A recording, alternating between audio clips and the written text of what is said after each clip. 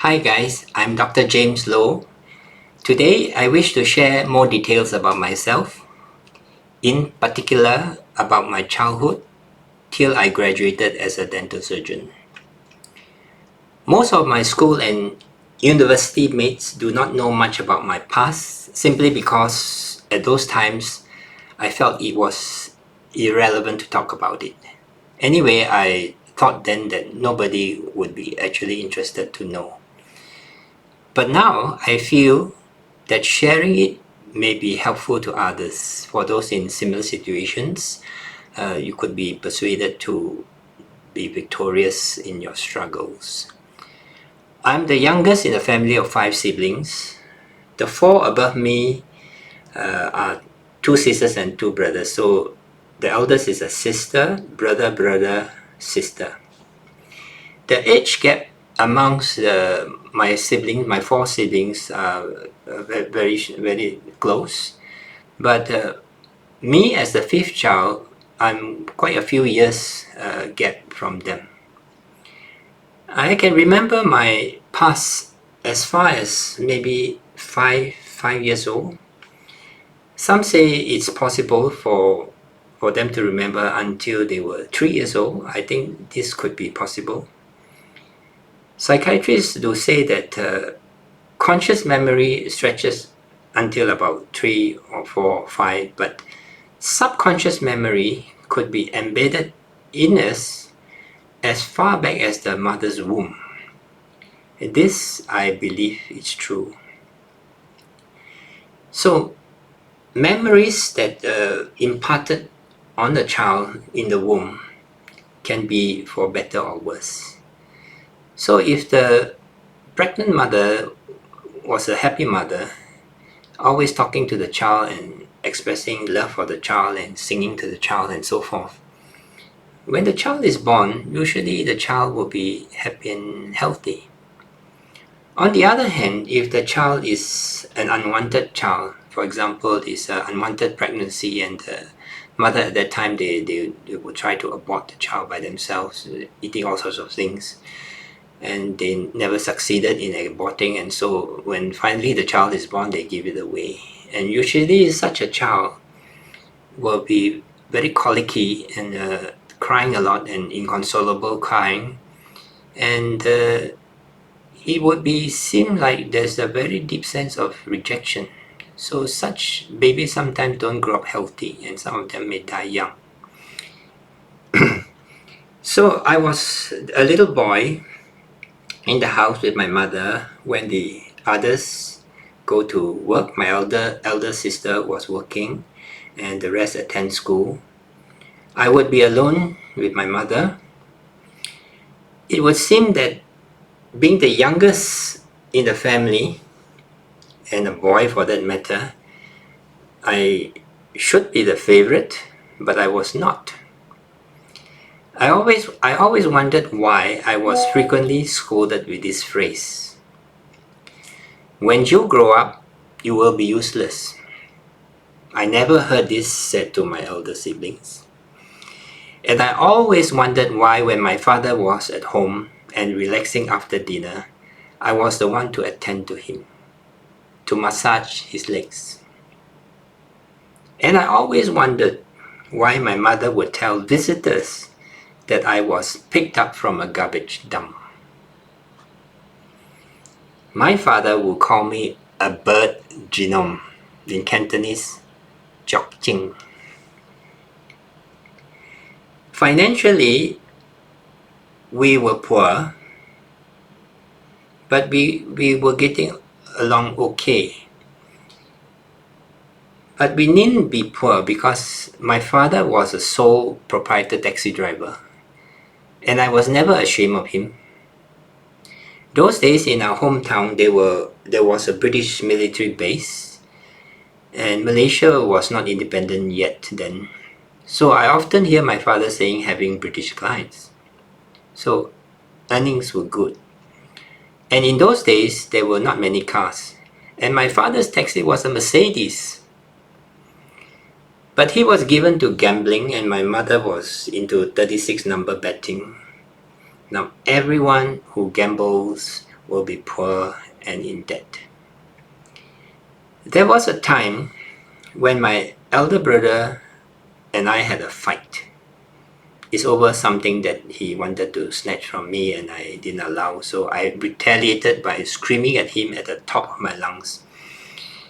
My mother, who was at the neighbors, heard my scream. When she came back, without finding out who is in the right or who is in the wrong or what actually happened, she punished me by promising to poison the meal that I'm going to eat to make me dumb. I ran out of the house to skip dinner and I decided to remain outside until my elder sister, in the dark of the night, persuaded me to come back to have dinner. I ate dinner expecting the worst to happen. It didn't. It was just a threat, but the damage has been done. The light of the matter came when at dinner one evening, my father was in good spirits. He blurted out his take on life and he said something like this: "Life can be unpredictable. We wanted 4 children, but the 5th came along." He said this with me at the table. I froze and I did not know how to respond. Then I knew I was an unwanted child, but because I was a boy, I was not given away, which was common those days. I knew I would be not treated and loved as a son, but as a potential commodity. Whenever things were not right, my parents were quarreling all the time. And I always have to pull the blanket over my ears to dim the noise. I seem to be the punching bag. I seem to get the brunt of the fireworks. Perhaps I felt later in life that they should have given me away, because my adoptive parents, if they were childless, would have loved and provided me more. From then on, I knew that my best interests were never in their minds. They kept me for their best interests. Whilst my siblings attend school and my elder sister worked, I have learned to amuse myself. We live in the rented house next to the sea, and at low tide, it was always my best moments. I would explore the seabed, catching prawns hiding among rocks, digging for clams and watching crabs scuttling around. This is how I developed such a love for nature. My elder sister did sometimes bring us for walks in the beach, munching home fried peanuts. I did have some good childhood times. The abuse I suffered were mostly emotional, but it was damaging. I was becoming a pessimist. I worried a lot. I worried for my future. Before I went to school, I did not have any kindy exposure, so I was totally illiterate. I did not know the alphabets. I did not know how to add and subtract. So I was very intrigued about cursive writing. I see my brothers writing, they call it longhand. And I would get hold of a book and doodle, pretending it was cursive writing. When my brothers knew, they would snatch my book, look at it, and laugh at me. Sometimes I would run away with the book, but they would catch up and snatch it away and tease. Eventually, I started school at 7. I was randomly put into primary B class. For the next 3 years, I remained in B class. I struggled to make sense of what the teachers were saying. The best I could do was to study by rote and just committed everything to memory without understanding. When tests came, I just vomited out the answers, and I could never get ahead in class, always in the last 10th position in ranking. At home, when doing homework, I would ask my siblings for help if I have a difficult arithmetic problem. And if I ask my brother, they would just look at the problem and just give me the answer. But I was inquisitive. I'm not satisfied by just the answer. I just wanted to know why and how. For this reason, because they were impatient, they scolded me for and accused me of not believing them. Now, perhaps my parents' abhorrence of me have rubbed onto them, my two brothers. However, my two elder sisters were kind to me.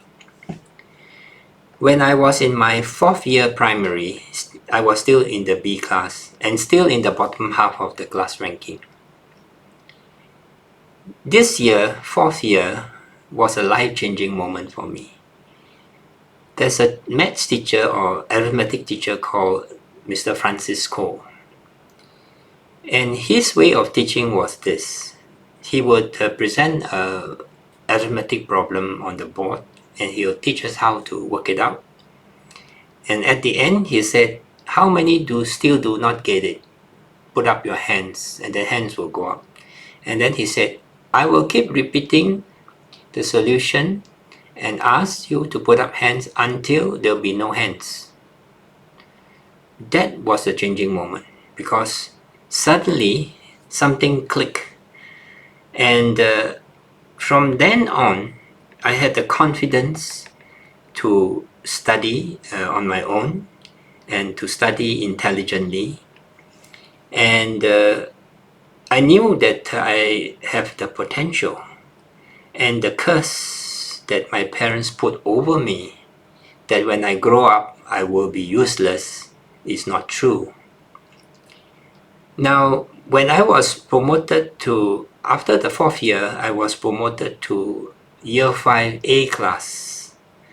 So I was made class monitor by the form teacher, and he cited me as the best improved student because his thinking was like this.